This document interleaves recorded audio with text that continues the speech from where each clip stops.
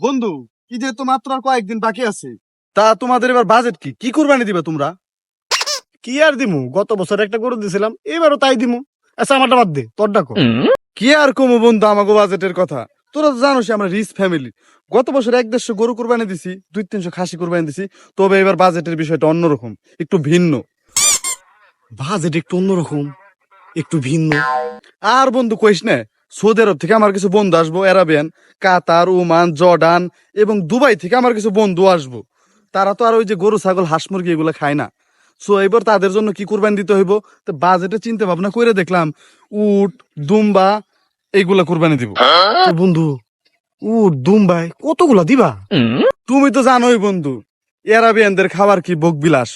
এই ধরো 100 উট আর 300 দুম্বা। সত্যি 100? আবার 300 দুম্বাও দিবি? হাই হাই রে। এইটা তো শুধু আমার বন্ধুদের জন্য, এলাকাবাসীদের জন্য আছে না, তারা আমাদের কাছে হক পায় না, তাদের জন্য ওই 200 ছাগল আর 100 গরু বাজেট করছি। তাদের তো আবার ওই উর্দুম ব্যাপারটা হজম হবে না, গরিব মানুষ। কুয়াস কি বন্ধু, এত টাকার মালিক তোরা? টাকা পয়সা বন্ধু এটা বিষয় না, এই কুরবানি টুরবানি দেই আল্লাহর নেক পাওয়ার জন্য। ওই, তুই এই জায়গায় তোর সারা এলাকা খুঁজতেছি। কে বা কে হইছে? আমি তো বাসার সব কাজ করে আইছি।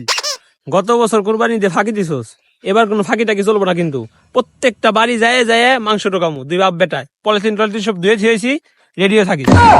শালা সুধীর ভাই, তুই যদি বা আমার বাপ না হইতে রে, তোর আজকে পাড়াতে গাইর হালাইতাম 10 হাত মাটির নিচে। তুই জেনে আমার মান সম্মান নষ্ট করছ, তুই ফকির ফকির নইছস, আমারও ফকির প্রমাণ করছ মানুষের কাছে না।